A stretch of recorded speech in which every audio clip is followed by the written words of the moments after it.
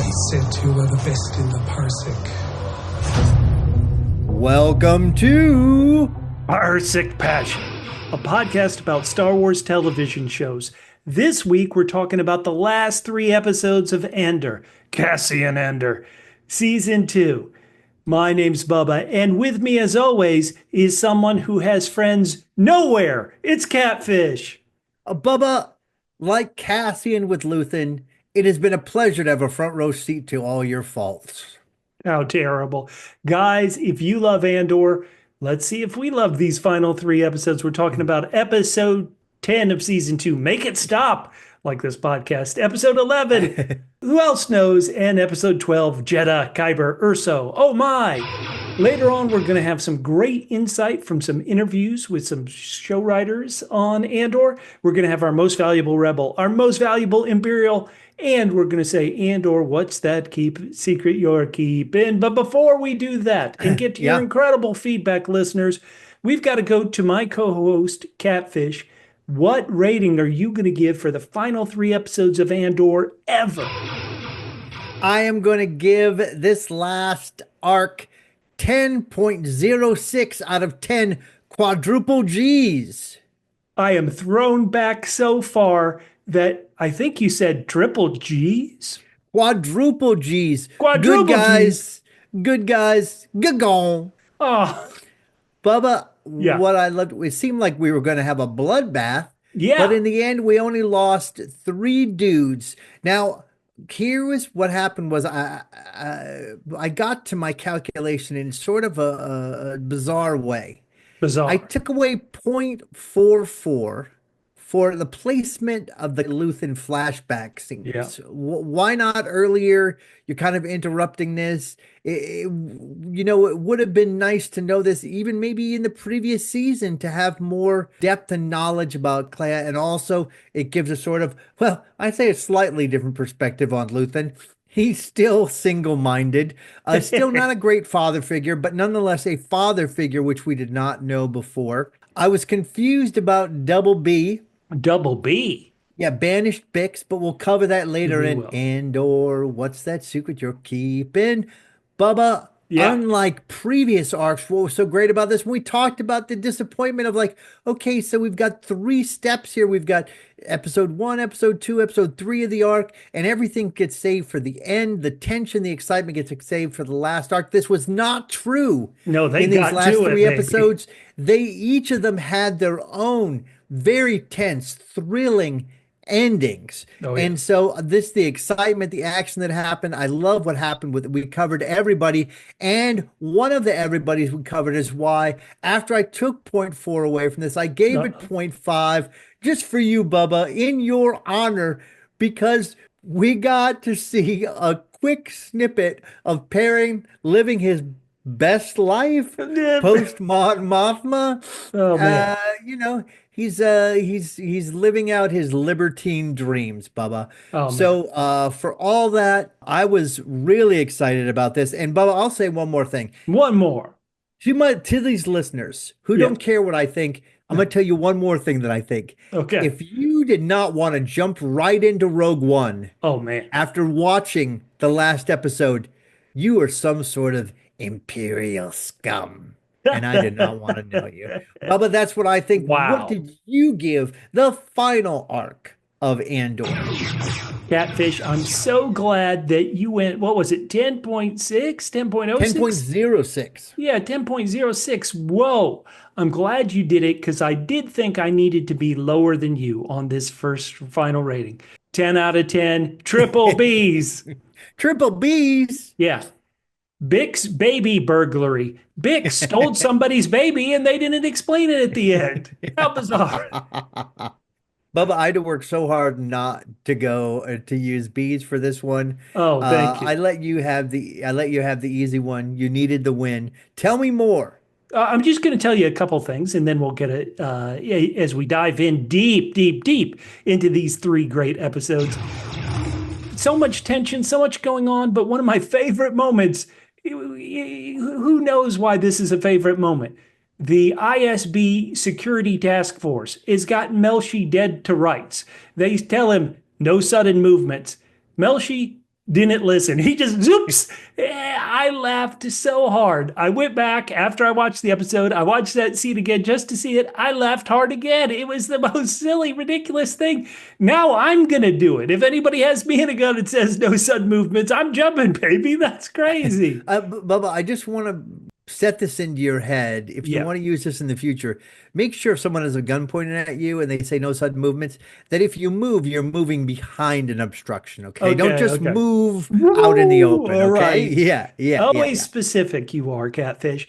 Let me say that next week we're going to be covering Andor season 3, Rogue One. And to me, this ending, as wonderful as it is, how am I going to watch this movie? And it's not really, Cassian isn't the main focus. There's no Wilmon and Drina, the power couple. We don't have Vel, we don't have Kleya, and we don't have my playa Perrin.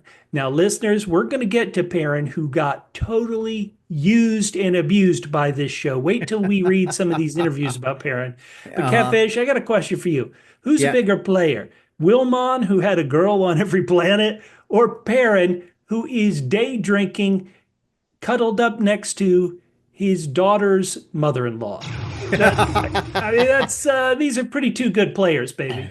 Bubba, I'm going to say one thing. Yeah. Wilmon, of course, wherever he goes, he gets a little something, something, but he also has to hide. Somehow, Perrin is still living the high life despite his wife becoming an enemy of the Emperor.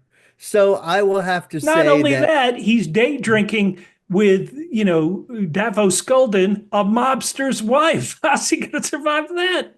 Oh, boy. Listen, Perrin, he's a survivor, baby. He's a survivor, and I was so happy for him and also for you that Perrin is living out your dream life. Heck yeah. All right, so once again, we're going to get to this Perrin attack that these showrunners have done to Perrin, but these character assassinations they've done to Perrin. Yeah. But first, Catfish, let's get to some quick questions and some quick fire things before we dive in deep. You got one for me? I do, Bubba. So I was thinking, like we said, we're trying to fit this into now pre-Rogue One and also to the rest of the Star Wars universe. So without changing and I'm going to put in air quotes here, beloved Star Wars canon, who would you have saved from this series that died? And conversely, who would you have killed from this series that lived? As you know, I loved my boy Brasos. I thought he was the heart and soul of that final episode of season 1. He died in episode 3 of season 2. I would say Brasos. You know that I said protect Partagaz on last week's episode. He needed to get out of town and join the rebellion too. Cute old Enza Ryland, the cute woman in FMK I was marrying last week, I'd save her. Syril from the very beginning, who was, I've been loving Perrin now, but who was my number one in the very first episode? It was Syril. I'd save him. Now you're telling me I have to kill a character who survived? Yeah, this is going to shock you. Yep. I would kill Perrin in that he risks his life to save the rebellion. He gets the Death Star plans instead of Cassian Andor. Perrin dies a hero instead of living as a hero. So that's my changing of the canon of characters' life. No. We're not changing the canon of the Star Wars universe. No, not the wider universe, but of these characters. I took Perrin as a true hero who died a hero's death. All right, what do you got? But I thought mine was going to be far more ridiculous than yours. But you've got you've got Perrin being the hero of Rogue One. Wait till you listen. Mine aren't that bad. Yeah. So obviously, like you, I would have saved Syril. Yes, but only so we could have a Disney Plus sitcom with Syril and Edie. Because that would have been amazing. With his girl in prison, how does he go on living with his mom? Oh yes, man. Visiting Dedra in prison. Right. Oh my God, so good. So much potential for half-hour hilarity in that. Now, Bubba, I would have killed Kleya just so I could have put her in my FMK below, which we're going to cover later. Selfishly. How could you? All right, Bubba, I got another one for you. Okay, sure. What is a better name for Andor's kid? Sure. Bubba Colleen or Catfish Colleen? Wonderful. Wonderful, because we're going to be talking about names in a bit too. I think double C, Catfish Colleen, has a nice ring to it, especially on a planet which seemingly doesn't have any water. We don't see any lakes or any oceans there on the wheat and rye planet of Mina Rao. How about you? Which name do you? Well, I'm the same, and I'll just say if Catfish is there, things are going to be wet enough on that No. planet. Oh my God, Bubba! All right, get us out of this. You've got some Yeah, okay. more. The You got some names. more serious questions. All right, let's go with the serious Now we question. know his was like almost adopted name was Cassian Andor. His adopted name was Cassian Andor. He was as a kid Casa, right? He was Casa. And he probably didn't have a last name because of the terrible disaster that They happened couldn't there afford on last Canary, names. They right? were too poor. But he did get a lot of names besides Cassian Andor throughout the series. He went by Clem during the Aldani heist. When he was arrested in the Narkina prison, the reason why the Empire didn't find him is he was arrested as Keith Gergo. He was, remember, as the Gorman fashion designer, he was Varian Sky. And of course, there in the last arc of season 3, before this one, he was mid-rim news reporter Ronnie Guja. So, which of those do you like, Catfish? Which one would you like to be rebranded as? Which is the best Cassian alias? I mean, I feel like he could have lived a super sweet life with his Varian Bono Sky Oh look. man, I yes. mean, we could just why not just have an alternate? We need some more. We need some like what if shows. Right. Alternative like they do with Marvel. They need to do that with Disney. Let's have him just cruising the planet, designing stuff and getting the ladies. Looking Yeah, sharp, yeah, having yeah, money, yeah. staying at five-star hotels. Yes. Mhm. Well, And I you know think what? He will finally find what he's looking for in that show. well, let me say Barry and Bono Sky is Uh-huh. a great answer because it's completely wrong. Okay. What did we know about Cassian? He never wanted to do anything. And so what's the name that no one would ask you to do anything? Keith Gergo. It's like, hey, we need somebody to help us with a heist. You want to You know ask Keith what? Gergo? Hell no. I disagree. I think You Keith Gergo is a what? guy who does all these YouTubes talking about how he's gotten strong off of eating liver when in really he was using steroids. That's who Keith That is Gergo Keith is. Gergo. That's true. Listen, support Keith Gergo's Patreon page. That's exactly right. Listeners, who do you think? Which name do you like best for alias of Ender? All right, Catfish, we're going to play a game we've played on an awful lot of our podcasts, one that is world famous in that if you listen to our podcast, you know it. And that's, of course, our game, Who's the Worst? Who is the worst of the worst? So we're going to Now, Bubba, pit we should two just tell characters people who against don't, each right? other. Yeah. People who don't know the reason why we say versed is because we first started doing this in Babylon, Berlin. So it's a little bit of play on bratwurst and who's the worst. But it's a game that has escaped the bonds of the Babylon Berlin podcast. It is. So we're going to pit two characters against each Yeah. other. Listeners, we want to hear your responses. You can go down on the YouTube comments and vote for who you think is the worst, or you can go to our social medias at double PHQ and tell us who you think is the worst. So, Catfish, I'm bringing back an oldie but a goodie worst from Mhm. season 1. That's Tim, Bix's boyfriend who turned in Andor, Mm. versus Sam, the Gorman rebel who incompetently shot Cinta. So, who is the worst? Tim with two M's or Sam with two M's? Who's Oh, the darn it. worst? They both have two M's because the simple answer, if only one of them had two M's, was always the worst is the one with two M's. But Yes. I've got to say, he's been keeping me from her until I chased her down to the planet. It's Tim. He was horrible for a few different reasons. Look, Yeah. Sam, everybody makes mistakes. Every killed Santa. The way everybody makes mistakes. Tim didn't get anybody killed except himself. The Corpos took him out. Like the Corpos didn't succeed in anything of catching Cassian on Ferrix, except they did kill Tim. So good work, Corpos. Okay, so you're saying Tim is the worst. So that Yeah. means Tim competes against Dedra Miro. Oh boy. Very competent, but Dedra's own ambition, her desire, she had to kill Axis, end up getting her life imprisonment. Oh, terrible. She treated Syril terrible by not telling him the truth. Who's the worst, Tim with 2 M's or Dedra Miro? Still got to go with Tim with 2 M's, Bubba. I still got to go with Tim. He is horrible. He didn't work for the space Nazis. He didn't work well, he did help the Empire or the Corpos, but that was because he was jealous.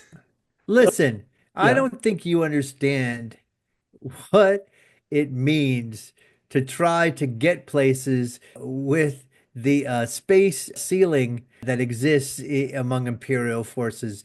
Jedra was doing what she needed to do Okay. to get ahead. Tim goes to round 3. This is incredible. So Tim with 2 M's versus Edie Karn, the Oh, boy. menacing mother. Who you got? 2 M's for Tim or the menacing mother? Let's hear it, Catfish. Look, Edie Bubba, Karn or Tim? I have dominated this discussion. Yeah. So I'm going to let you pick this time, mostly because I know my answer is wrong, because I don't care how horrible she is. Edie Karn is one of my heroes from this show. But I think objectively you have to say anybody who just like on Gorm, when the leader there just heard her speak a couple sentences, he was like, "The mother is horrible." So Bubba, I can't say it. You say the words here. I can't do it to my girl. Tim is the worst. That's right. Yes. Okay. Okay, now this one's good. Finally, Tim's gonna have some competition. Tim or another T, Tay Colma. Tay falls on tough times, and what does he do? He attacks Mon Mothma. That's double T's, double M's.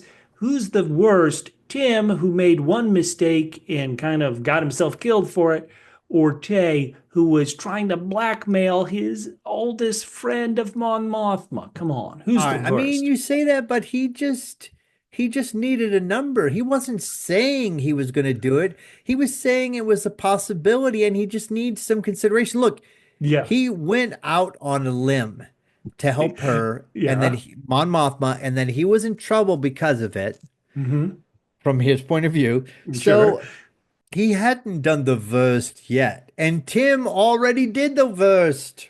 Okay, so you just said it. Tay didn't give the number. Therefore, he's the worst. If Tay had given a number, he Okay. would still be alive, right? Like if he said, "Hey, I need 10,000 credits," he'd be alive, but he did it. He's dead. That's my vote. He's the worst. Luthen has a certain strategy whenever he even hears a whisper of problem, and we're going to cover that more as we go through this episode. All right, so I would say, all right, so listen, I'm going to give this to you simply because there's no outbursting the last name on this list. Let's hear it, Bubba. Okay, so we are not adding into the list the guy who really came up through the ranks in these final episodes to almost be nominated, but we didn't. That's Hurt, who was Dedra's assistant, who led the charge on the safe house this week. No, it's going to be Tay Colma in the final round of Who's the First versus, I believe, our winner from season 1, Little Leda. Leda Mothma, who is now married and probably Leda Skeldon. Her mother threw her a lifeline and said, "Listen, you can be brave and go out there and say the wedding's not going to happen." And what did Leda do? Leda looked at her mother and said, "I wish you were drunk," which are just hurtful words. You know, words never got anybody killed except Tay's words. So who's the worst, Catfish? This is it for all the marbles. Tay or Leda? Who you got? I mean, just rename the trophy Leda, because I've got to go with Leda. Oh, poor little Leda. Yeah, you say that. Yeah. I'm more concerned about her husband. Stecken, poor little Stecken. All right, Bubba, we are close to getting into covering this episode. Finally, but still, we've got one more. This is embarrassing. Of our very, very serious discussions we have to have. Bubba, I thank you for bringing this up this season. Just really important. It's the Andor MFK, and this edition is a special one. We've always had a different edition.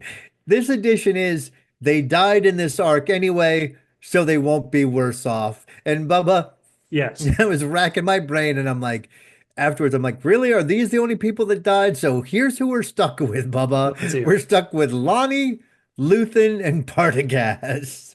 Okay, so an FMK of these Yep. true heroes Yep. Hmm. who helped the rebellion so much, MFK. So first of all, seemed to be a good husband, was always worried about his spouse. So I am Hmm. going to marry Lonnie. Hmm. Pretty good. Plus, he's out of the way, and then me and my child can live happily ever after. Then I'm going to F Partagaz. And you might say, well, God, he's kind of old, kind of creepy. Why would you F him? The way he would describe my effing would give me such an incredible boost of energy. He'd be like, I'm calibrating my enthusiasm. I mean, be like, heck yeah. He'd be like, bad luck, Bubba. Thank you very much. And then I'm killing Luthen. Isn't that terrible? Cassian, Bubba. Bubba Ender. You've killed me. There you go. That's my FMK of three great characters. Who you got, Catfish? Well, Bubba, you know what? Yeah. As I was thinking about this, I thought of good reasons for several of these options for everybody. So, Oh, for okay. example, Mary, Yeah. Partagaz. Sure. Like you said, I could listen to that smooth, Oh, velvety voice man, of his for the yes. rest The of my life. vows would be incredible. Lonnie, it's clear you can walk all over him. Easy to be married to Lonnie. Luthen, Yeah. good provider. Oh, Now, yeah. Great yeah, gifts from Luthen. Look at this old stuff. Oh, you're going to F F, all. F, Partagaz. What? Once again, velvety voice, just as you said. And Lonnie, why Yeah. not? Everyone else does. F did poor Lonnie. And then Luthen, Yeah. no, What just no, if you no, had to no. F him, would you F art dealer, antique dealer Luthen, or undercover Luthen? Smiling Luthen. Can't be answered. That is a no. Then that Oh is no. why I am killing Luthen. Oh He's no. a grump, and his smile disturbs me to my soul. No, man. You first what Kleya did to him, and now you. That's terrible. Oh, okay. Listeners, who do you FMK of these three true heroes? You can put her in there, here in there, who died by being held up as a shield for K2. Go down in the comments and let us know. Bubba has been talking about something every episode of Andor, and that's Cassian's sister. Was looking for his sister, I swear, for about 10 minutes, and then never looked for her again. So we've always talked about her. We've always said, where is she this week, Catfish? So in our final tragic episode, where's Cassian's sister? Where the heck is she this week? I figured it out. I know I've said this before, but it's for real this time. Finally. His sister has been reincarnated into Bix's baby. Bix, how could you? Having his little sister. Aw, Canary Yeah, come on, kids. isn't that sweet? Well, I am crazy about this. I thought, well, of course, this is going to come around. So today, a new video was posted by Backstory Magazine with screenwriter Tom Bissell, who wrote these final three episodes. Here's what he said. He said Cassian waking up from a dream about his sister wasn't even in the script. It was from editor John Gilroy, Tony's brother, who's an editor. He put that in the show. The scriptwriter did it. The editor thought, oh, why don't we put the sister here? According to him, the screenwriter, Tom Bissell, he said, I talked to Tony Gilroy about whether it was going to be an element, the missing sister from season 1. And Tony said, if he finds her, if Cassian finds her, he might lose his gumption to keep saving people. By not finding her, he's always spun that way to save people. He goes, they spent a couple hours talking about multiple ways to resolve the missing sister, and none of them rose to the level of collective interest. They all seem mawkish or misdirected or too convenient, and just not really what the show's about. The show is not about whether or not Cassian finds his sister. The show is about a guy who is traumatized into action by injustice that moves him to go out and care about other people. Not everyone's loose ends get tied up. What do you think about this, Catfish? That is complete BS. Everyone's loose ends get tied up. Amen. Either by this or Rogue One. You cannot set something as almost an objective from someone in like the first episode and then never follow up on it. This was now we understand why they didn't give an F about this. And this just was a reminder that we should have writers write and editors edit. There we go. I don't care what their last name is. Way to go, Andor writers. Listeners, what do you think? at Double PHQ on Twitter, Instagram, Threads, Blue Sky, Facebook. We want to talk to you. Tell us your thoughts about Cassian's sister. If you're on YouTube, we really need those thumbs up, those likes. Go down in the comments. Give us an FMK. Give us a Cassian sister update. Before we dive in, Catfish, to these reveals and the interviews, the episode breakdown, I want to talk to people about what's happening next week. I've already said it. We are reviewing Andor Season 3, Rogue One. We're going to see how it goes. And let me say, Catfish, not having watched Rogue One in quite a while, the end of this episode really makes you want to just hit play, doesn't it? Doesn't it make you want to say, oh, Rogue One, let's go? Bubba, it's just like he's strapping on his Rogue One gear. Let's go. You're just like, I turned to Ms. Catfish and I said he's putting on his Rogue One clothes. And then the funny thing is, of course, just like you said, Bubba, I go to the, suggested because I know it's going to be the Rogue One. And the picture for it, the thumbnail, is not Andor. And I'm like, oh yeah, that's right. He's not the lead of this show. No. I was like, huh, interesting. So we're going to see how it holds up after watching all these 24 episodes of Andor. But then we got to talk about what are we going to podcast about for the rest of this calendar year, 2025. What is it? Well, one of the shows we were going to podcast about, the next show in the Game of Thrones Song of Ice and Fire universe, is not actually going to be released in 2025, even though HBO said it was. Sorry, Bubba. It's now, I want you to remember it was HBO Go, then HBO Max, then Max. Now it's HBO Max again. Okay, so on HBO Go, they've said they're not going to release the new Game of Thrones show and either the Seven Kingdoms until 2026. Is it because it's a companion piece to Grand Theft Auto, which was also delayed until 2026? Who in the world knows? We got to look and see what HBO Max has coming up in this calendar year. So really, what else are we going to podcast about this in 2025? We're going to do our 5th season of Let's Solve Only Murders in the Building. But then everything else was kind of a maybe. We had done the first 2 seasons of The Terror. It's an anthology show. Theoretically, the 3rd season of The Terror is going to come out this year. So we thought, well, we'd watch an episode, and if it piqued our interest, we would podcast on that. But otherwise, really, there isn't much. There are a lot of slim pickings on our normal shows. Like there is the tiniest chance that maybe Silo Season 3 would be out. The tiniest chance that the 3rd season of the Magpie Murders, Moonflower Murders series would be out, but it's unlikely. So listeners, you got to suggest some shows. What do we need to watch? What do we need to talk about? Bubba, unfortunately, there is a show I'm very, very excited about and looking forward to. Unfortunately, it's starting this week. Say it, Catfish. That is the Murderbot Diaries. Right. It's going to be real interesting. Those shows, I hear those episodes aren't even 30 minutes. It's going to be a different flair. You probably read the novellas, Catfish. I read the novellas. It should be fun. Has generally positive early reviews, but because of if you know those novellas, you also wonder how well it would be to an after show talking amongst friends. So, never say never, but we'll check out the episodes and watch us online. I should point out that our friends at the TV Pilot podcast had screeners, and they said those first 2 episodes don't necessarily work, but they said by 3 and 4, they thought the show was really working and addictive. So we'll see. Oh, interesting. And we'll give our thoughts as that comes out. Once again, listeners, if you have thoughts, especially later in the year, fall or November or December, right. Let us know. Something where we can have a little bit of a break. Catfish. I have not. I've been podcasting at least one podcast every week since June 19th of 2024. So you're the one who's asking for people to give us more shows. I know. Real quickly, I want to go through these interviews. So Tony Gilroy, when he's talked in multiple interviews about, hey, what inspired your Andor?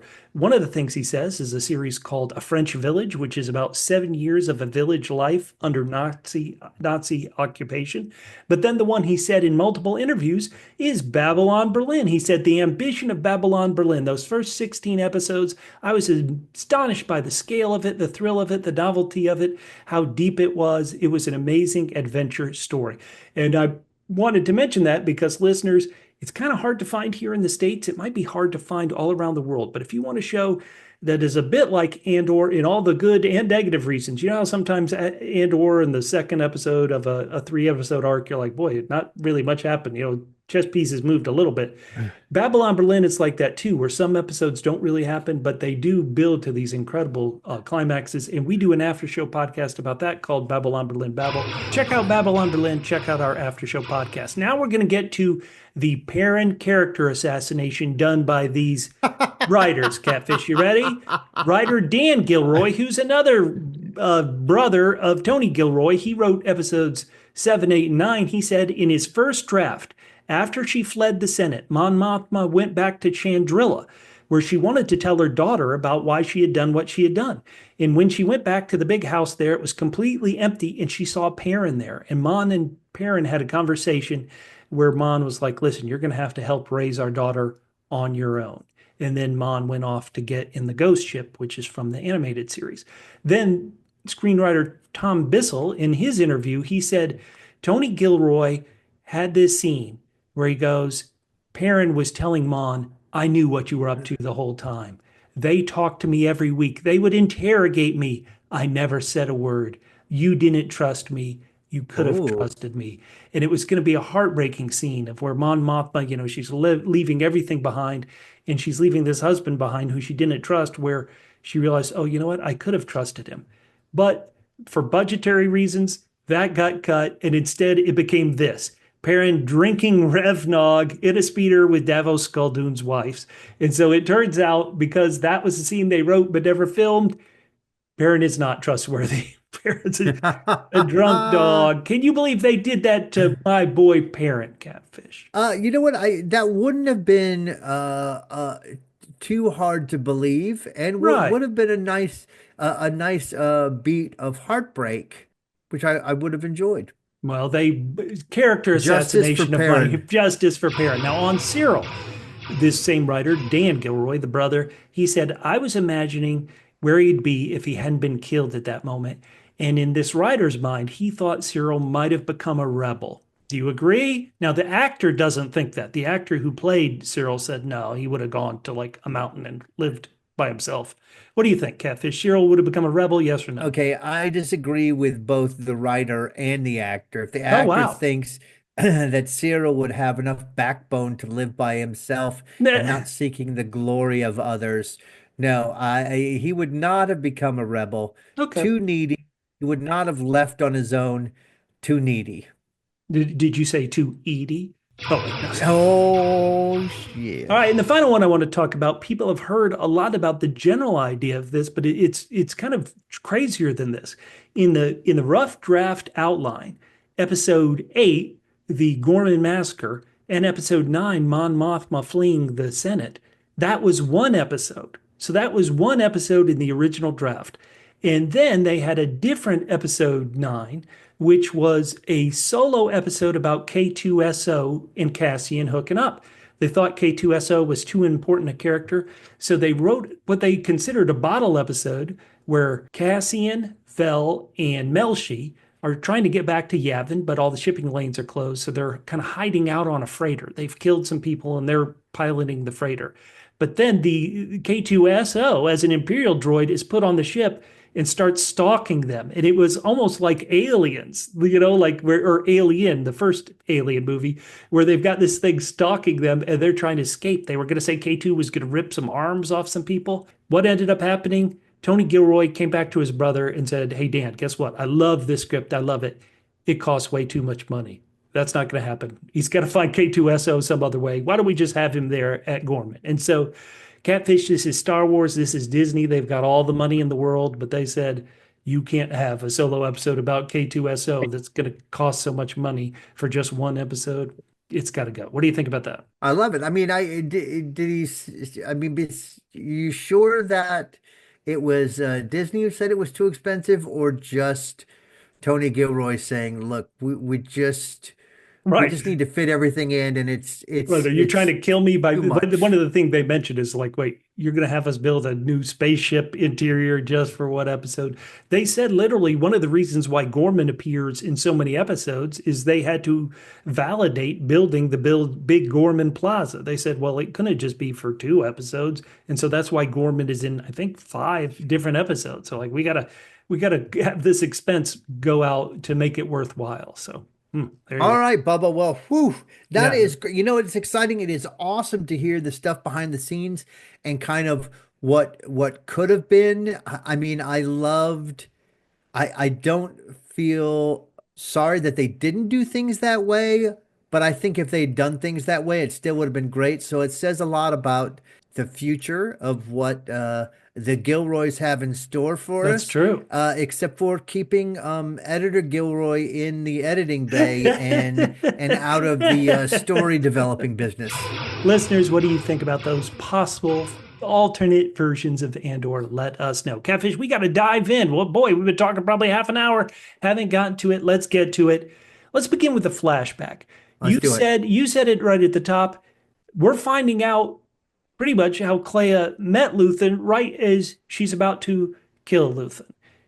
I think it's effectively told. I didn't mind it here too much, but it is a story where Kleya, who I think you also mentioned, Kleya at times feels like she wears the pants.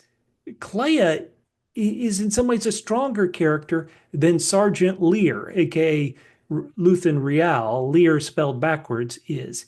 Lear was a Imperial soldier. You assume this is right at the end of Revenge of the Sith, and the Imperial troops are taking over and slaughtering No, people. but let me just Hmm. jump in. I Yeah. don't mind it here either.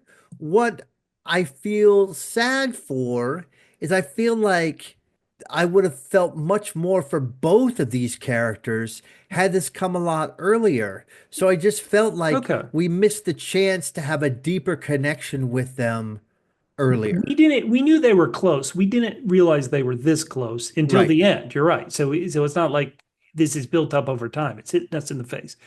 Young Kleya it's her village. It's her people who are being slaughtered. She is hidden on this Imperial ship. Sergeant Lear is having PTSD during the Freaking. attack. He's Yeah. freaking out, and these two bond, and he goes AWOL and becomes Luthen Rael.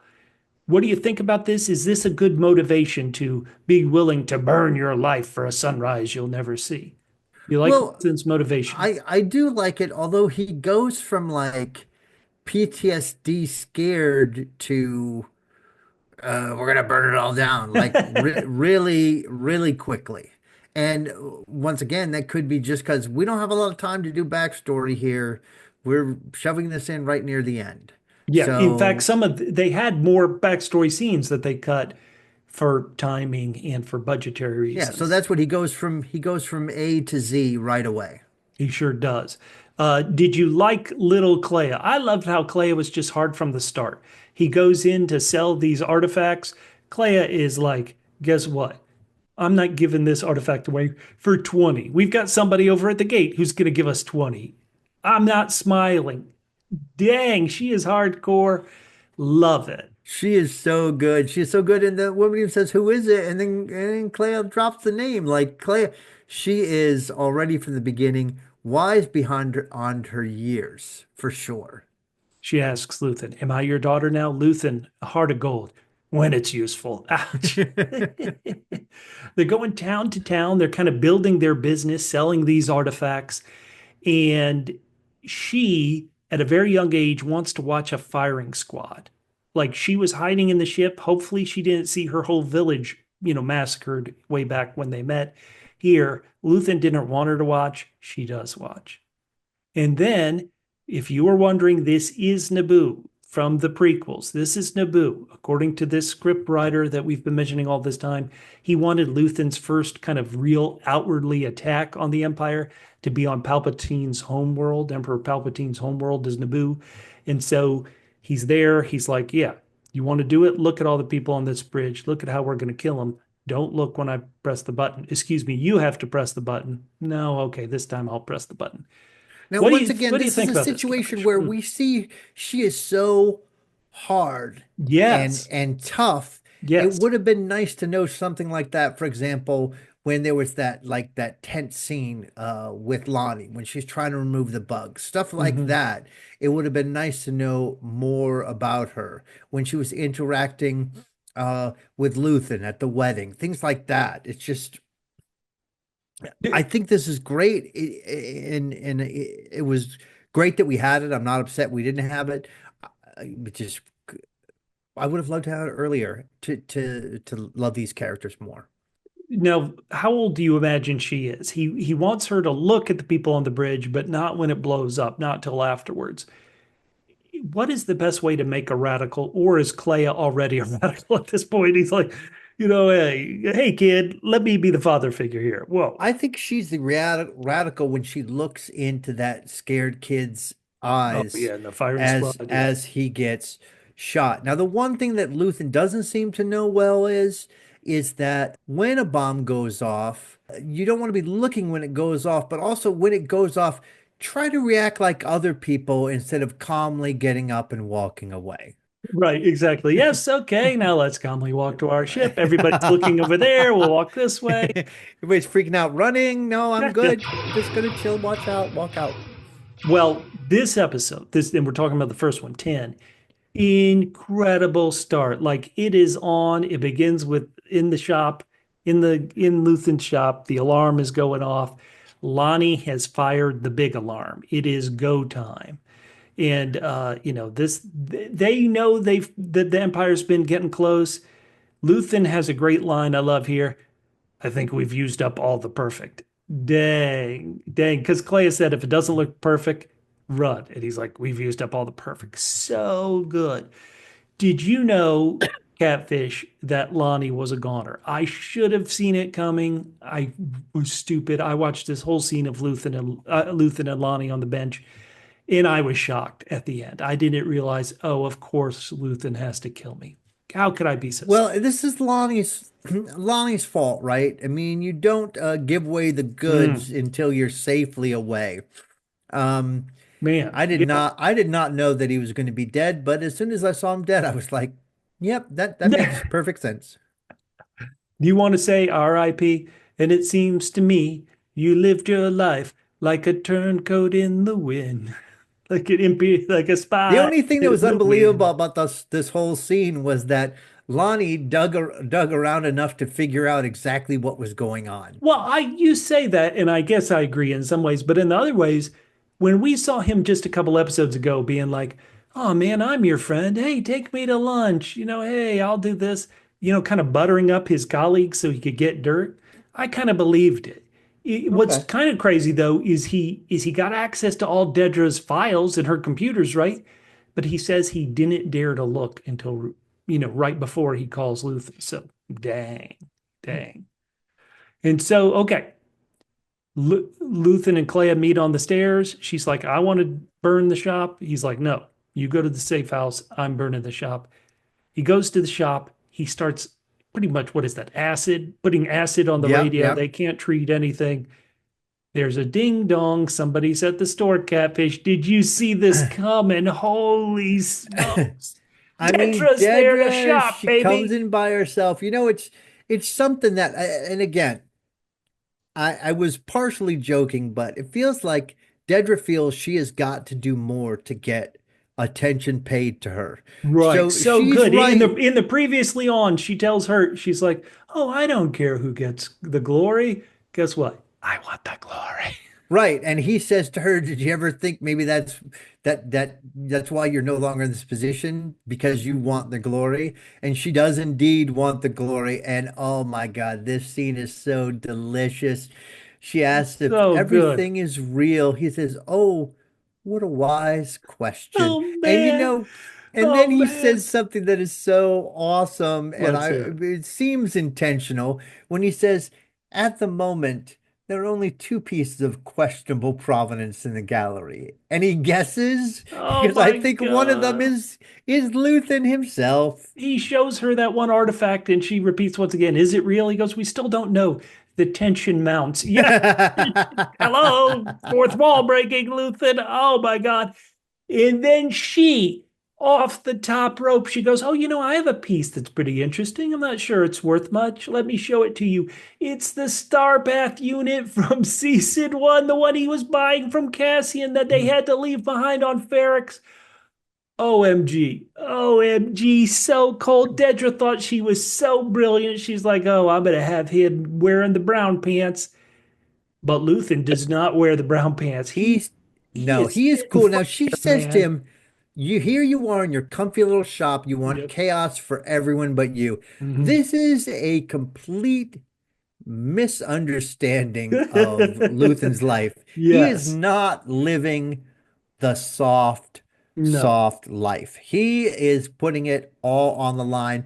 It is so good. Oh, wait, and then the other thing you forget to mention is that she says to him, "Oh, I've been looking at you for so long," and he's like, "I've known who you were this whole time." It's so Right. good. Doesn't seem fair, does it? And he just, what's so funny is before he put the knife in himself, he was just knifing her verbally the whole time. She's like, you disgust me. He goes, well, there's a whole galaxy out there waiting to disgust you. Oh, but call stupid me. Well, hold on. I kind of knew this would happen. I didn't know it would happen at the time. I was shocked Lonnie was died, even though afterwards, like you said, oh, of course.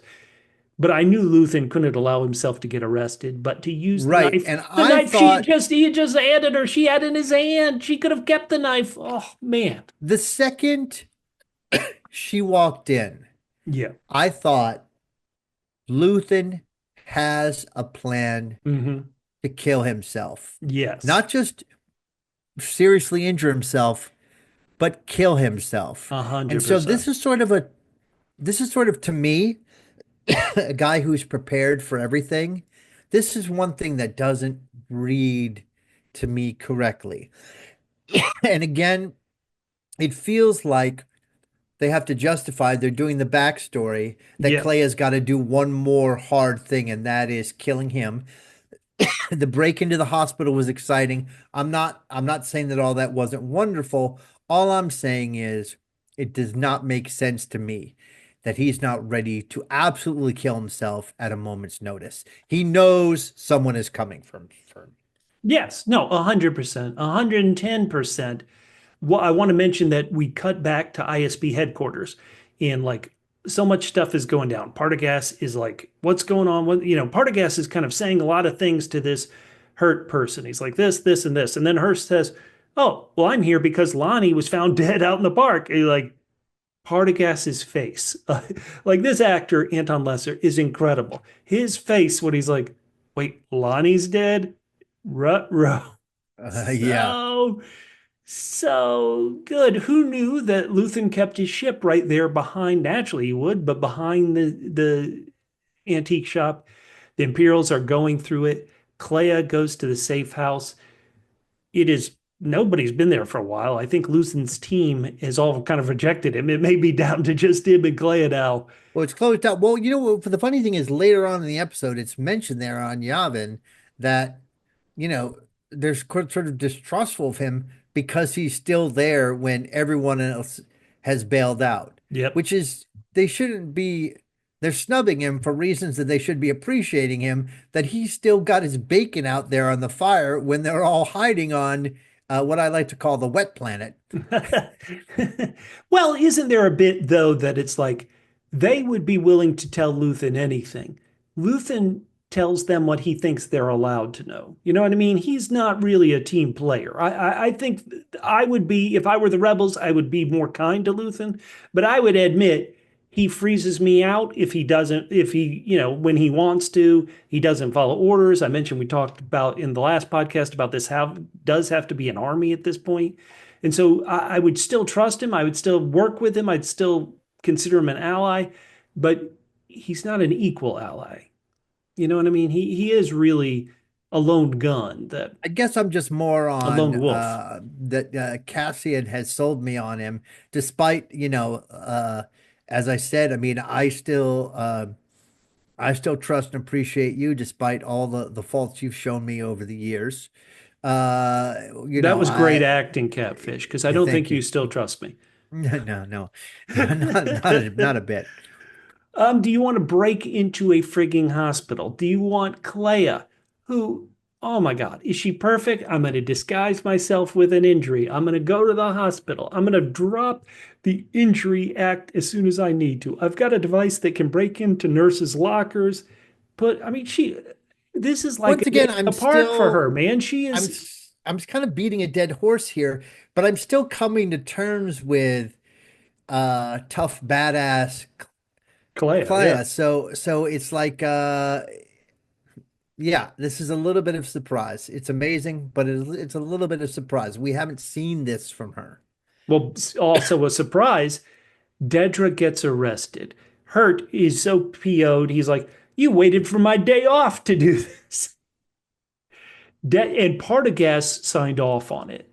Partagaz, speaking of almost a father figure, we have Luthen, a father figure to Kleya. We've Partagaz, not exactly a father figure, but he's always kind of looked out for Dedra. If he's willing to sign off for her being, locked up and kind of taken off the case, that's how serious this is to him. I mean, things are bad. I presume we're going to get to this later between Krennic and Partagaz. Yeah. Partagaz has always been, he looks out for her, but only, and then he's like, you got to do the smart things. Yes, that's true. That's and true.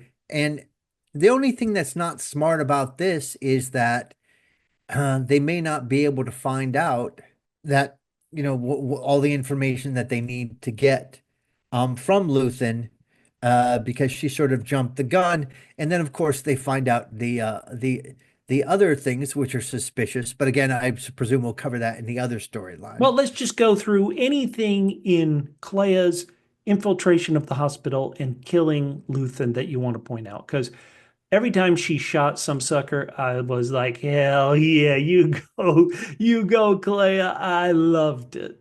What I just what can you tell me what kind of projectiles that the stormtroopers' uniforms do prevent damage from? They don't even Can you just protect you explain from like a Ewok with a stick. Okay. All right. So basically they're just They cause more damage. They cause more damage than if you were just buck naked. Okay, understood. But once again, she took so many suckers out. Really loved it. These almost painfully slow fade to black as Luthen, R.I.P. I thought it was a strong ending to an episode, but we got to get to the next episode. My boy, hear it. He's like, listen, number one, you see everything that's gone wrong here? Dedra's group was in charge of it.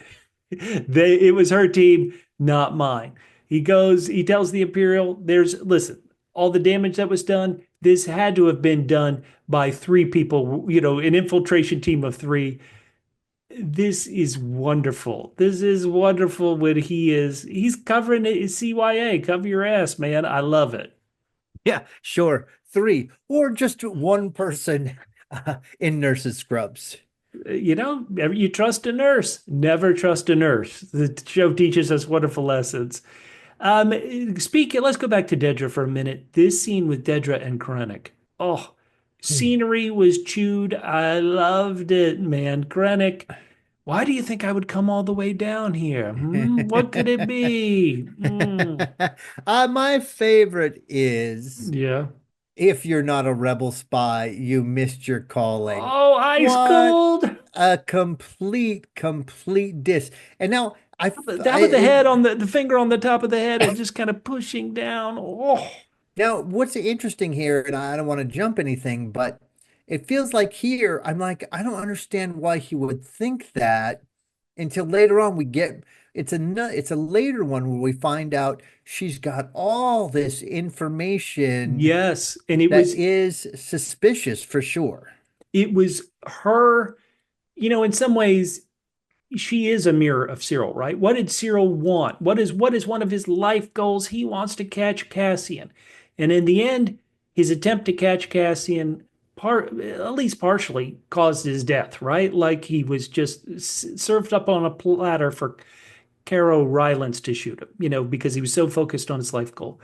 In some ways, this is the same thing. Dedra, she didn't care about the Death Star. She didn't care about all this, but she's thinking, are people keeping facts about Axis from me. And so, ooh, I got an email I wasn't. Let me dig through this. Oh, do they know something? Let me dig through this if there's anything about Axis. And if she hadn't been so, mono-focused, she wouldn't have learned all this. Lonnie wouldn't have learned all this. She should have been sitting pretty. She should have had a promotion from what happened on Gorman. Instead, it's pretty bad. Like, and look, not good. She's got 3 hots and a squat. That's all that matters. Three hots and a squat and a cot. You are really selling her tough there, Catfish. Oh my goodness. Oh my goodness. Did Catfish, everybody might know this. You are an actor. You've appeared in many shows. You've had, kind of a recurring character on Brooklyn Nine-Nine and all this stuff. If you were going to be a character on Andor, there are a million you would love to be. But if you only had kind of like a day player part, one scene, this guy in the hotel security room is like, hey, yeah, let me search these things for you. My cousin's trying to get a job at ISB. Brilliant. I love it. It is so good. They're like, oh, then you better get your shit together. You're so good. Absolutely. Okay, so this whole time, episode 10 didn't feature the namesake Cassian Andor at all. We've gone pretty far here into episode 11. This Catfish was like, what happened? Is he gone? I said, right. No. Well, Tony Gilroy talked about this. He said that Diego Luna, he described him like Clooney and one other actor, I forget, who are like, they're not prima donnas. They're the people you see. If you like them, when you see them like an interview, that's who they really are. He said, I could have been stuck with an actor who is like, hey, I want to be in every episode. What do you mean that the show's named Andor, but we're going to spend a lot of time on other characters? He was cool with it. So, Beck, he got an episode off of his show. There you go. Love it. You mean I get more days off? Sure. Okay. Another scene for Kleya. Let's go. But the radio goes off. What is the one person on Yavin who would still have a connection to Luthen? That's Wilmon. He goes in, his girlfriend's like, I found something dangerous under the bed. He's like, no. I was just looking at those. Oh, the radio. Okay, good. All right, okay. So it's a radio call from Luthen. Meanwhile, Cassian has turned his, tent honeymoon place into a frat house. He's playing space dominoes with K2 and Melshi. Catfish. Did you want to party there? That looks fun. Let's drink. First of all, it was just a very fun scene. It's great to see Andor relaxed and laughing. Also, we didn't see it for sure, but it seemed for real like somehow they were cheating K2S. Yeah, I know. Right? And he's like, this is an improbable move based on 839 other hands we've played. You're like, Well, little Wilmon has to, of course, ruin all the fun with this radio. He's like, listen, guys, we got to go. And Cassian, the one thing, I was joking about it on last week's podcast. He's like, all right, I'll do one last job of Gorman to kill Dedra. Wait, I got to do one last job to get Mothma out of the Senate. I'll do it. Okay, hey, it's Domino Poker Night, guys. Here, wait, one last job, save Luthen. Okay, I'll do it. He comes when he's called, man. You say he's a messenger, but also if you send him a message, he does it. Begrudgingly, but he does it. He does it and also just steals away. He also doesn't. He doesn't care about rules. Chain of command, yeah. No, not at all. Now, okay, let's get to the scene I think that you mentioned earlier. So Hurt is there at the beginning. Krennic is like, you see this woman, Kleya, that you've got the hologram up of. You've got to find her. You've got to find her everywhere. And listen, little Hurt. Failure to find her, failure will earn you a place in the ever-lengthening ISB death march. Are we clear? Whoa. And then Hurt is such a newbie. He's like, okay, I'm searching for her. What is the charge? And Partagaz, brilliant. She's diseased. She's escaped the hospital with an infectious condition. Well, and I think, the thing with Hirt is he's like, listen, like, I know this is sort of a touchy situation. So like, how hard do we want to find this person? And Krennic's like, as hard as we can, you idiot. Say she's a mass murderer, whatever. And then Partagaz is like, okay, she escaped the hospital with an infectious condition. That way, even if there's people who are Right. Sympathetic. Yeah. anti-sympathetic, will be like, oh, we gotta find them. And then this is the thing where Mm. Partagaz is actually a little bit right here. He's like, listen, you've been saying this thing's going to be ready for a while, this Death Star. Like, how Yeah. long did you think you keep it under the hat? Don't be blaming me. But of course, Krennic is the kind of person where it's like he's going to blame everybody else. Right. And Krennic knows that this isn't going to fall on him somehow. He's like, I can't protect you, Leo. When you're using the first name to Major Partagaz, that's when it's serious. And Krennic's is like, I'm trying to build it. And then Partagaz off the top rope. Save the sermon for Palpatine. Love it. This is gold, man. Protect Mhm. Partagaz. Mhm. Mm, mm, mm. Well, okay, we've talked about it. Cassian doesn't care about rules. He's on the way. Dedra is miserable. Here it comes in. She stood up. She's like, "Oh, there's an officer coming. Oh, it's my former underling. Let me see." Who gives a Right, crap she's about him? fixing her collar, and then she sits down and crumples it again. Yep.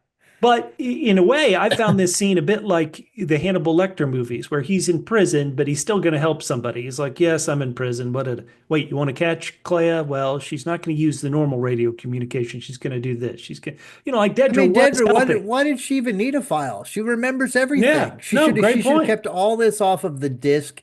You know what? She does help him, but also she does get a nice little dig on here.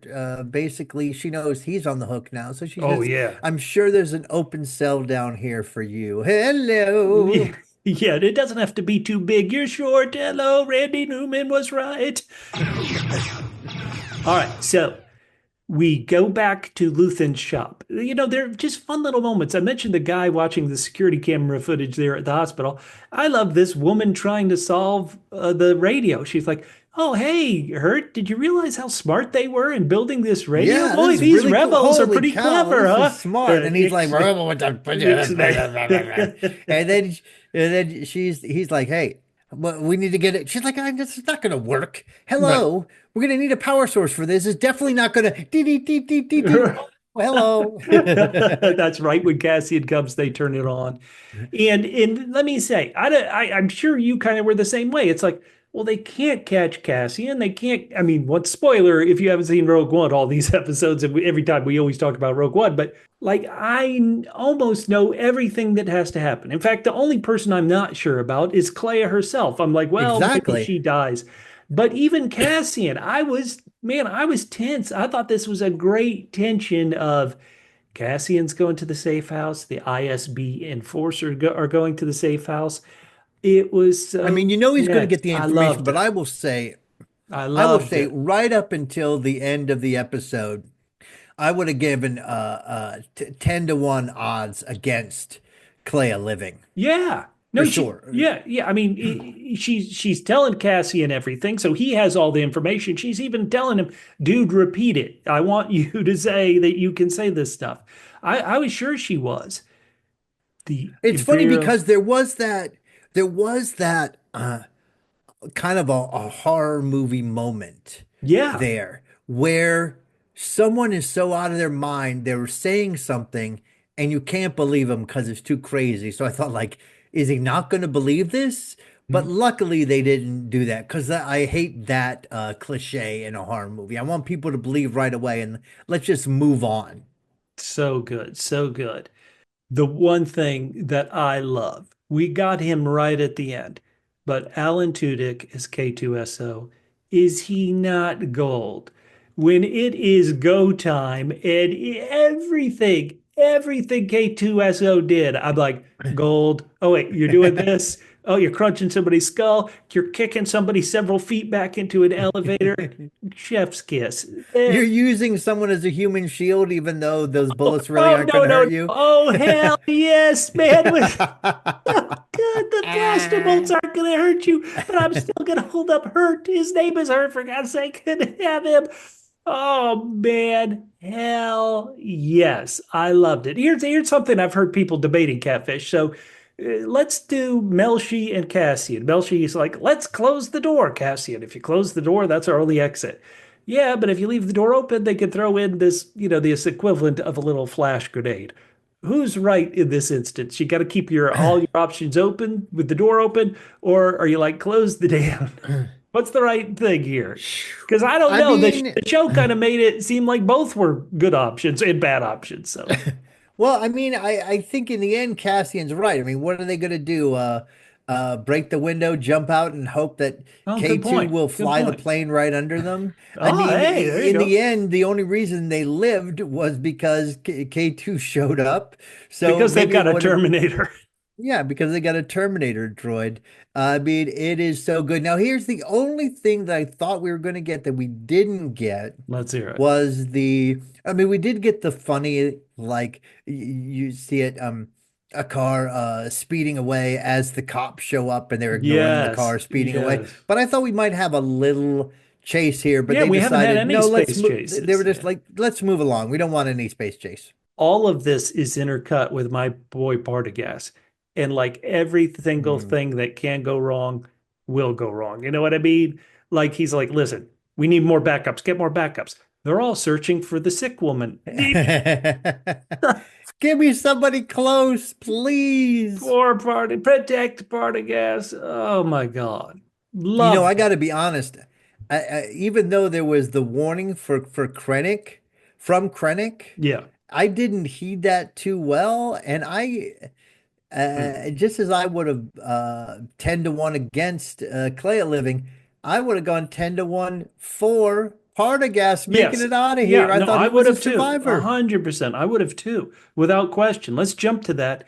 How do you like this? He is listening to the message that we got from Nemec in season 1, talking about how, there's the rebellion, the Empire is unnatural, trying to keep people in order, and it's going to spread.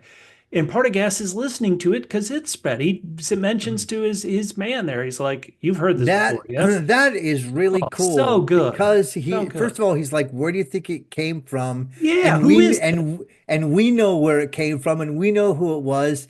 And the fact that it is spread and he's letting people know it's spread is really cool because let's face it, we both kind of thought that guy was kind of a naive patsy, but the Yeah, fact that his he was cannon fodder feelings, in the show too. yeah, and that his message of hope resonates throughout the universe is really just a really cool callback.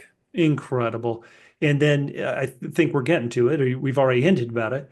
Partagaz, he's going like Luthen. He's like, I'm not being tortured. I'm not going to spend the rest of my life in a prison. Give me a moment. And it seemed like his buddy, his underling, knew it. And so, His underling did know it, and like again, I was so shocked when he yeah. picked up his gun, Hmm. and I was shocked his underling was not because after he got shot, his underling was like, "Wait 1 moment, Right. just in case he missed, and he's going to shoot again." All All right, right, Pete so Partagaz. Partagaz, he gone. Oh, So in the catfish. Okay. meantime, what's happening is now we got a lot of talk about, we don't trust Luthen, we don't trust this message, this is all We don't BS. trust Saw Gerrera. He doesn't trust us. I love this throwaway line from Mon Mothma talking to everybody, after they've dealt with Saw Gerrera. She's like, makes the Senate look easy, doesn't it? We've got this Mon Calamari, Admiral Radis, once again from Rogue One there. He's like, what's going on? He's returning in an unmarked ship. This isn't on the manifest. And K2 gold. Why couldn't we have K2 earlier? I planned to tell them I was kidnapped. Chef's kiss. So good. Did you buy everybody being so fed up with Luthen that they would think this information was a trap and almost not want to believe it? I mean, I can understand why they think that was a trap. I can understand that they think maybe that it was trap the ship coming back in. I mean, the fact Hmm. that they were saying, somebody was saying, well, if these other two guys were here, they would have shot him down. I just had more faith in Luthen than these people hiding out on this planet. Well, I think, and maybe I'm wrong, but I kind of think underneath everything, Mon Mothma wants to believe Luthen too. Like she was afraid of him. She said in the previous set of episodes, she's like, I'm more afraid of you than an Empire because you're so radical. You think one thing goes the way you don't like it, you kill somebody. But I even think she really wanted to trust it, and Well, I it took mean, him a you want to while. talk about coming over the top ropes. Let's hear it. Cassian coming over the top ropes. The last job Luthen gave me, they're like, oh, when was the last time you spoke to Luthen? About a year ago. Oh, about a year ago, huh? Yeah, when he gave me the job of saving Mon Mothma. Because your people screwed it up, Bale. Ouch. Mic drop. Um, so how about Kleya? Did they do enough to establish that, Luthen was always like, no Yavin for me. They're going to hang me up. They didn't get to hang Luthen. But Kleya also had this natural fear of Yavin, even though she did build it. It is this odd thing where she and Luthen were very, once again, so protective with their information, so kind of insular that even Kleya was very, Well, I it don't know almost where seemed she like got she'd this. rather die than go to Yavin. I don't know where she got this information, but she seems to feel like when she gets there, everyone's going to hate her. I mean, Yeah, little yeah. Cassian says you'll be welcomed as a hero, but I bought that about as much as I Well, what if bought he the said, knife being "Here's the real. woman who killed Luthen"? Oh, hero. Um, okay, and so then now this is listed as 1 year before the Battle of Yavin, aka the first Death Star blows up. But that might mean that it's also literally a day before Rogue One starts. I mean, it is all this stuff is coming together. We see Vel and Kleya, who have been butting heads. They butted heads in season one. They butted heads at the beginning here of season two at the wedding.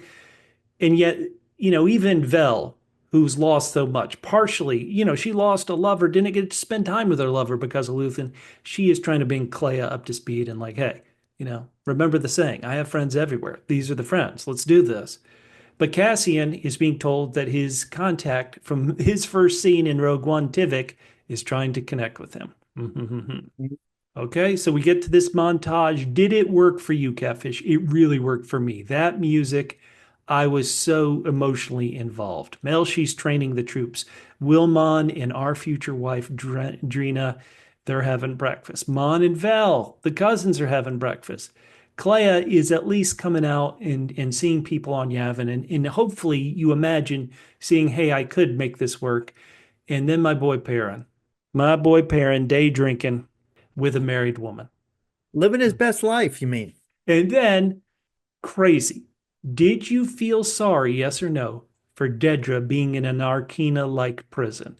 Dedra, No, that's exactly where she belongs, man. her crying, I have to be honest, even though she did Syril dirty, even though she is a space Nazi, I felt sorry for Dedra. I really, really felt bad. And listeners, here's a question for you. You tell me. I'm not sure if the series would ever do it. But if you look at the timeline, if this is 1 year before the Battle of Yavin, 1 year before the Battle of Yavin, and the final Death Star, which kills the Emperor, Darth Vader throws the Emperor down the shaft, the rebellion wins, it's technically really only about 5 years away. So could Dedra survive 6 years in an Arkina like prison and then possibly be released and be reformed, or be released and return to her evil ways? 6 years in an Arkina like prison, will Dedra survive? What do you guys think? Go down in the I mean, comments, social media. What do you think, Catfish? I mean, she's really skinny. Are we sure that she doesn't turn into Palpatine? Just shrivels. Without Syril's love, it just Yeah, shrivels. yeah.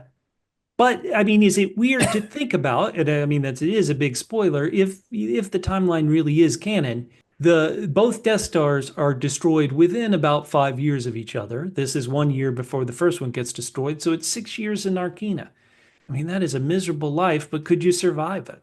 I mean, I don't even know, Bubba. Like, How are they going to even come up with the second Death Star, for Christ's I sake? know this one took like 20 years to build, for God's sakes. Did they And find another Gorman?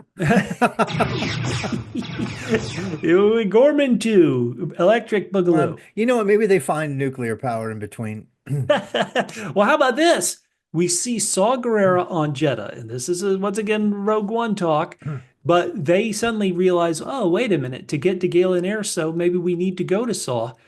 They send Cassian and that crew. You know who they don't send is Saw's huffing buddy, Wilmon. They should be like, who will Saw not turn away? How about his huffing buddy, Wilmon? They don't send them, but what can you do? Krennic is there watching the Death Star being constructed. The Force Healer and Cassian have a little look between themselves. Cassian flies off to Rogue One and back on Mino Rao. B2, we were worried, would we ever see B2 again? B2, who every time we saw him, he's like, where's Cassian? Now it's like, party, party, we're fine. And Bix is walking the field with Catfish. Catfish Colleen. Colleen. Yeah. The end. That Catfish, you went over 10 out of 10. I went 10 out of 10. There's a weird thing happening in the Star Wars community where Tell me. people are like, this was great. Number one, is it actually greater than the original trilogy? Like, is this really the best thing we've had? And then number two, the fear is, will we ever get anything this great again? Let me say, I think you always want to assume we can't get something this great or greater in the future. I want to say that there's such different types of stories that I don't think it's fair. I think, to say, I would say that I always tell the story. I saw Star Wars. I was too young to really understand what was going on. I just said, I like robots. But, you watch it enough times, you figure out what's happening in Star Wars. I watch Empire Strikes Back. It was like the series aged with me. It was more mature. And I was more mature because I, was a bit older. And so you're like, oh, okay. And then Return of the Jedi is pretty, still wants to mature, but it also has teddy bear. So it was like, it wasn't really maturing with me. This is like, you get to high school Bubba, you get to college Bubba, you get to, my current age of 26 Bubba. And, this is really perfect. Like, is this the best Star Wars? Can we expect anything as good? Catfish, what says you? The problem is that, people still want the Star Wars connection. Sometimes they do want fan service, but they're upset when there's too much fan service. Yes. I agree with you that there is room for lots of different stories. I appreciated Skeleton Crew, even though it was not for me. I appreciate all kinds of different stories. And so I think there's room for the fun Mandalorians. There's room for the fun stuff. And to me, it's like, I just don't like when they go mine things that are beforehand where we already know what's going on. I mean, they've done a handful of that. Yeah. Yeah. So something that's set in the Star Wars universe that isn't too locked in or tells a wider story, I think would be interesting. Okay.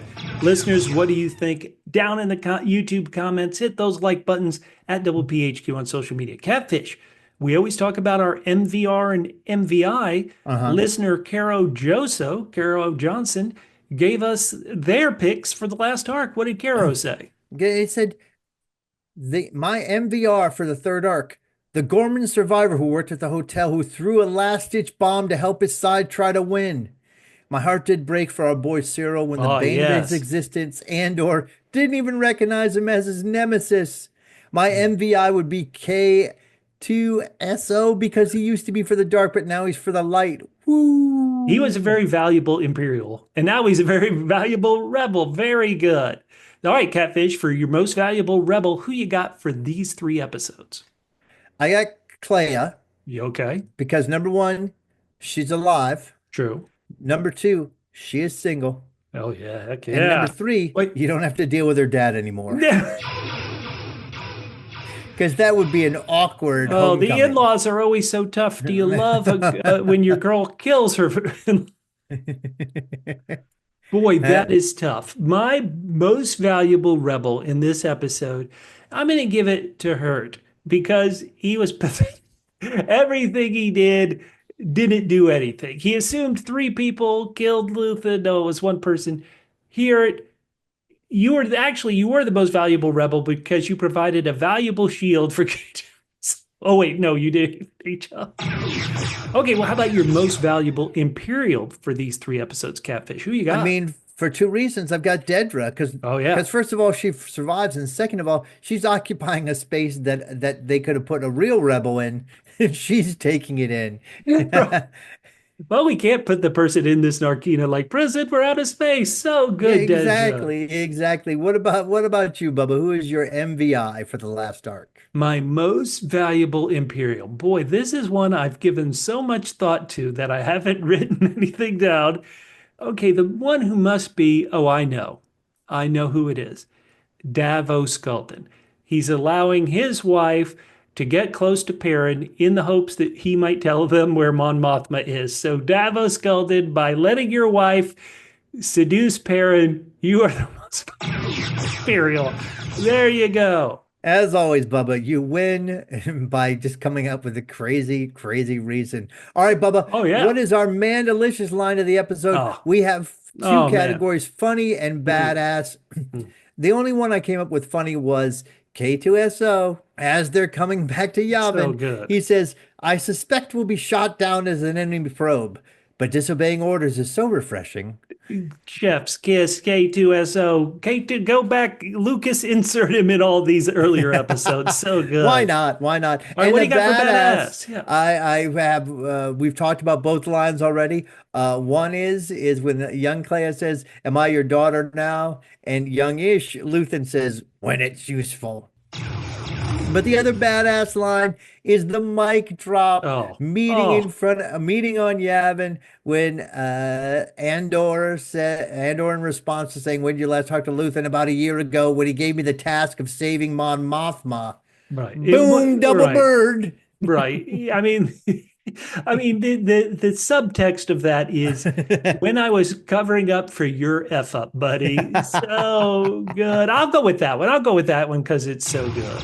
All right, that's a good one. Now here we go, Bubba. Now we have Andor. What's that secret you're keeping? Now you mentioned this at the top. You had a big secret, so let's hear it, Catfish. All right, so it's what question do you want answered in the next episode, or what do you need explained to you about this arc, Bubba? Yeah, I thought in the last arc, Bix left Andor because she wanted to keep fighting and he wanted a break. Mm-hmm. Now, what the F happened? Was this a quadruple C? Quadruple C? Yeah, classic case of Catfish confusion. Well, I really just thought it was her desire to fight wasn't so much. It was, we just went to this fourth force healer. She implied Cassian had a big role. I need the rebellion to win. Cassian, you're going to have a big role. You can't quit. So it wasn't just so much that, hey, I want to fight, you don't. It was like, you must fight. So you're right. We're going to assume she didn't do too much, 9 months worth of fighting. Right. And she just bails. In other words, at the end, I thought, okay, they're going to have to like rope in Andor again. But when we start off, he's with the rebels and she's nowhere to be seen. Hold on. They're going to see each other again after the war is over. And I said, that's going to be in about 6 years. It's fine. No spoilers for Rogue One. We'll talk about that next week. All right, Bubba. Do you have a question you need answered? So Tony Gilroy has said, hey, I've spent a decade of my life working on Rogue One, and we'll talk about it, working on Rogue One and Andor, and we'll talk about it. He said when he got pulled into Rogue One, because he was kind of pulled in to do some, mid-shoot rewrites and stuff, not everybody wanted him there on Rogue One. And he said, but Diego Luna was nice to him. And that's one of the reasons why he decided to do Andor. But Tony Gilroy says he needs a break. He's been working on Star Wars 10 years. He wants to do something else. Hey, let the guy do whatever he wants. My question is, when is Tony Gilroy going to come back? When is somebody going to say to him, Kleya, 10 years later, Mon Mothma, 10 years later? These are characters you created in Kleya and Wilmon and Vel. We've got Mon Mothma, a character you love. 10 years later, post-rebellion, let's see how a new government builds itself up, and then how a new government struggles can fall back to the same old issues. Like how does World War II happen after World War I? How does how does the Roman Empire dissolve? I think you could do that in 10 years. I don't know exactly how old. He'll probably be close to 70 at that point, Tony Gilroy, but that's my question. When will Tony be back? All right, Bubba. Yeah. Now we've come to the part everyone's been waiting for, and that is the people's feedback, the rebels' feedback, all of our loyal listeners. And we've got some feedback on this the last arc from Blue Sky. Yep. We've got Link Hogthrob, our loyal listener. Loyal. He says, wow, episodes 7 through 12 were amazing. I now need to go back and rewatch 1 through 6 and see if my impression of them changes. Yeah, remember, he was having a bit of trouble with the slowness, especially of 3 through 6. Link also sent us another message where he said, Andor in these episodes has been a little too on the nose, given the recent United States, Newark, New Jersey mayor arrest. It's like he has a picture of that senator from Gorman being arrested. Ouch, too painful. Catfish, somebody who is a true loyal listener, Gen X Cat Mom, who's at all mod cons on Blue Sky, gave these final 3 episodes 10 out of 10 double Fs. Double Fs. Fantastic finale. Episode 10 was my favorite of the arc, so the Luthen flashback and death episode. The scene between Luthen and Dedra was riveting, 100%. Yes. You are right, Gen X Cat Mom. I rejoiced at the end point. Great continuity with Mon going back to her crazy haircut like in Rogue One. The evolution of Cassian was beautifully done. Final shot, bittersweet.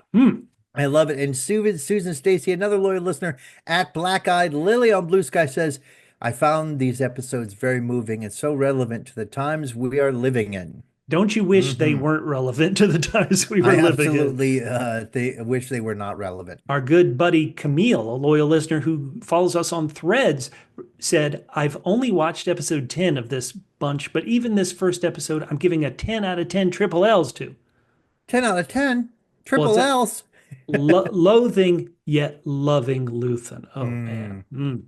I don't think I've been so conflicted about a character like Luthen ever. At times, I loathe him, but I love him. Catfish, when he's smiling, do you love or loathe? Ooh.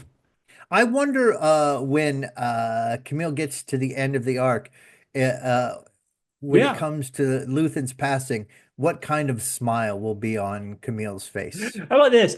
Open casket with a smile. And on Twitter, Dooley's left legs. We love Dooley. We love Dooley. He says, I'm going to go and cry now after watching the final effort 3 episodes and a rerun of Rogue One. That's why Dooley's on my side. To Rogue One. Our good buddy, another loyal listener at Hey Ref, it's Sean Gregan on Twitter, said, in the immortal words of Sharpay, these episodes were so fabulous. Oh, so good. And we have one more person giving us feedback on these final 3 episodes, Catfish. This is somebody you love. Do you want to read their Twitter handle? It is Sir Weblingworth Brian Squirlingtonshire. Oh, yeah. Or Shire. Yes. When do we get an action figure for the most iconic character in the franchise? I want Kleya to have her own spin-off series. Oh, man. Well, like I said, give Tony Gilroy, let him take a break. Let the Kleya age up a bit.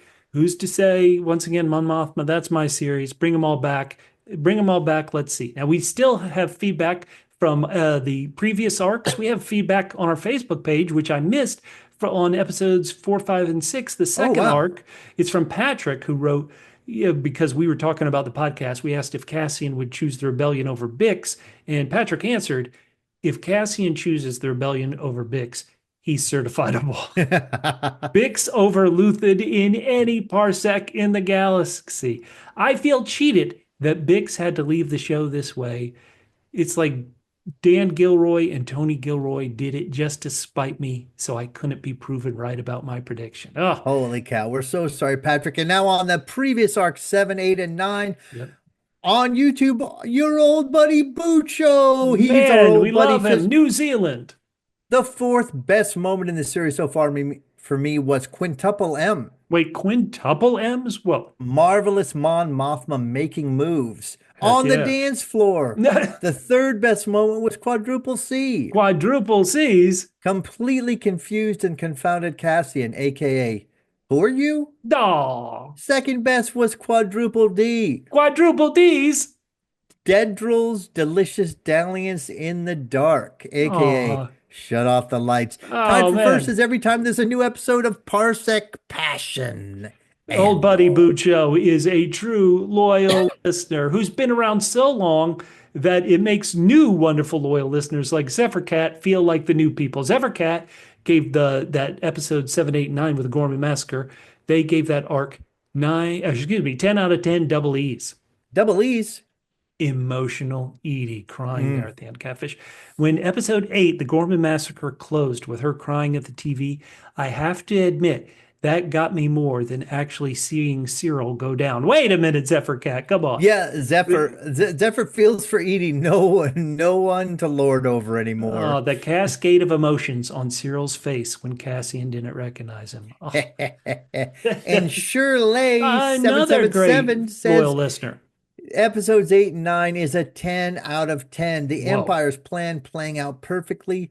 The Senate speech, all excellent. Yes.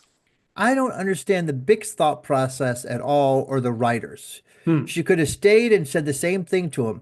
I choose the rebellion. I will be here, and you should stay here and lead us. Yeah. Okay, so Shirley is also confused about what happened here. I'm glad it wasn't just me. No.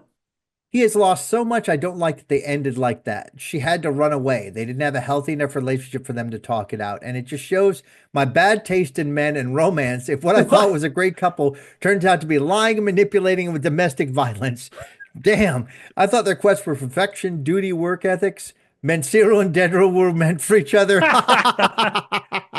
Shirley, thank you so much. Hell yeah. I want to say Cassian, somebody mentioned this in one of the interviews, might have been Tony Gilroy. He's like, Cassian, his story is all about losing women he cares about. He lost his sister, lost Martha, he didn't lost really care about Bix, that. Didn't lose Mon Mothma. Now, Wani Hopwood, another great listener, wrote, I definitely agree that Luthen tasked Cassian and Bix with killing Dr. Gorst because Cassian said to Luthen, you want my blood? Help me figure this out, meaning Bix's internal torment. Oh, thank you, Wani. That is a great point.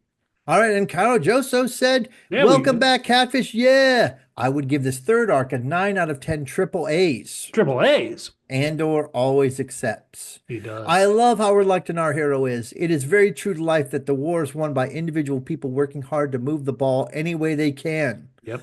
I am looking forward to rewatching Rogue One with you all and seeing how all these stories relate.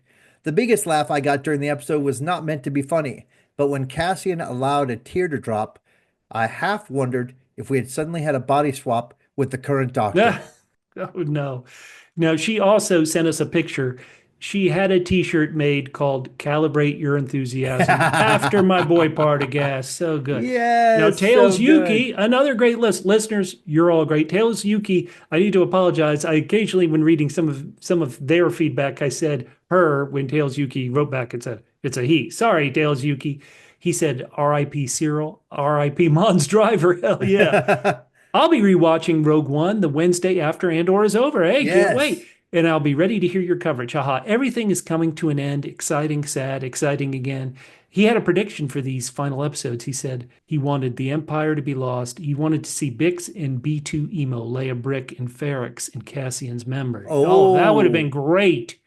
That would have been great. He said Wow. that would have been beautiful and heartbreaking. Tails Yuki, get on the writing staff. That is a No, great idea.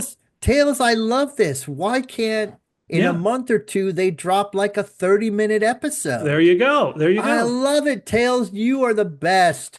Bad idea, Bear Cub. Uh-oh. That's a great username. Says Davos Golden has many contacts within the Empire. He is friends with Krennic. I think Leda is safe. Bad news for you there, Catfish. Oh man, I mean, Skolden's wife isn't even safe. Hey, now.